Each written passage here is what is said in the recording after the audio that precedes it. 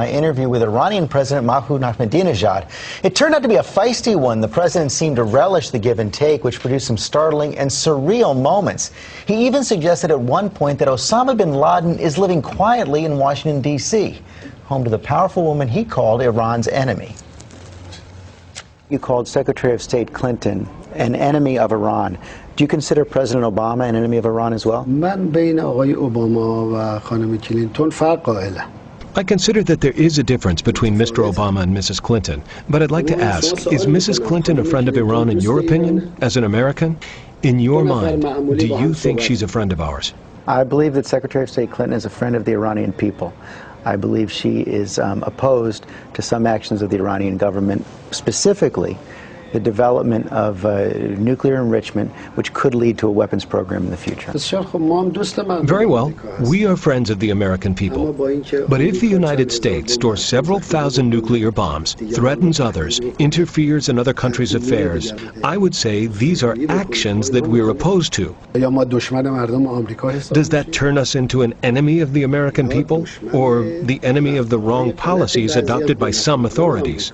Is Mrs. Clinton a friend of the Iranian people? I represent the Iranian people. How are President Obama and Secretary of State Clinton different? Mrs. Clinton is interested in speedily moving relations with Iran to the point of a clash. Based on the information we possess, Mr. Obama does not have such an opinion. But there's a lot of pressure going around. I spoke with President Obama in Prague 3 weeks ago now. He said he would push very hard for another round of UN sanctions unless and until Iran comes into compliance with the International Atomic Energy Agency. No problem. Any measure he takes will be confronted by a position that we will announce. How so? We don't have a special friendship with Mr. Obama. We will act the same way as we have been doing so far against hostilities. Don't worry about us. We know how to defend ourselves. You're not concerned about sanctions, even though it's not just the United States, it's France, it's Great Britain. I spoke with President Medvedev in St. Petersburg. He said now it's time for sanctions against the Iranians as well. Iran is becoming increasingly isolated. We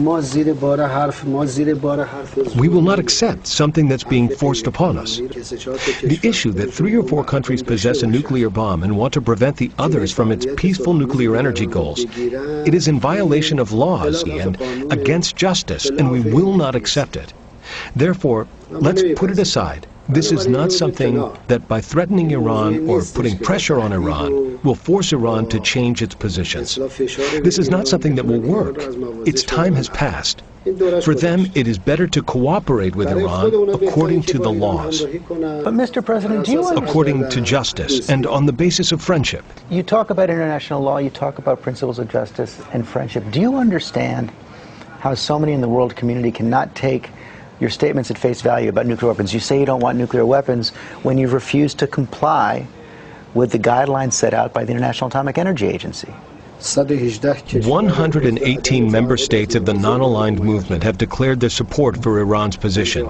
Don't they count? 57 Islamic countries have supported the Iranian position. Look, Mr. Stephanopoulos, this outlook is wrong. This opinion that some American authorities have are the root cause of the world's problems. That someone who possesses nuclear bombs tells others not to use it for peaceful means. It's clear from listening to you that you're not concerned about another round of sanctions. But it's also been pretty clear to most observers that if Iran continues on this path, that the state of Israel will take matters into its own hands and take out Iran's nuclear program through military means. Iran will definitely continue its path. You should not even doubt that we will continue our path. But aren't you playing with fire? The potential of an Israeli military strike? Do they want to attack us? They're not a factor in our defense doctrine. We don't even count them. You don't plan for that at all? They're finished. The Zionist regime is finished. They can't even manage Gaza. They want to get into a conflict with Iran?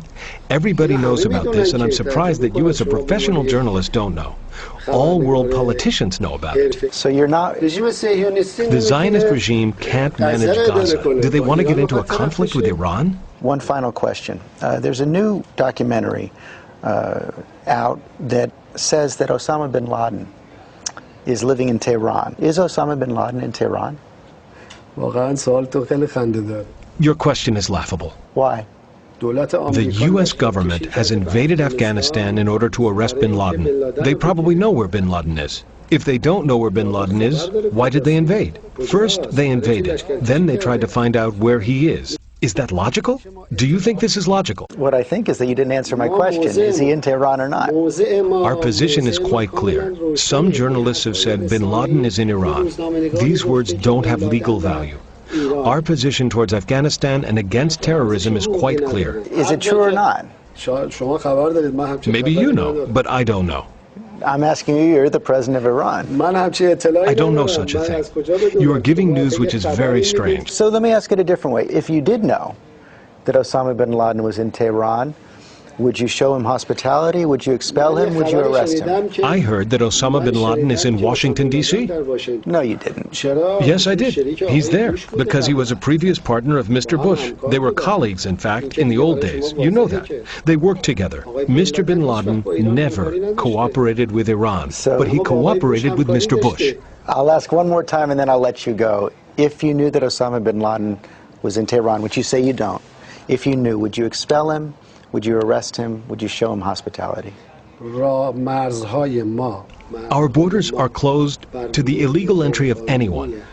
Anyone, whoever that may be. Whether it's the 3 American mountaineers, Mr. bin Laden, or anyone else, the borders are closed. Our position is clear. But you deny categorically that he's in Tehran today. He is not, Osama bin Laden is not in Tehran today? Rest assured that he's in Washington. I think there's a high chance he's there. I don't agree, but thank you for your time, Mr. President.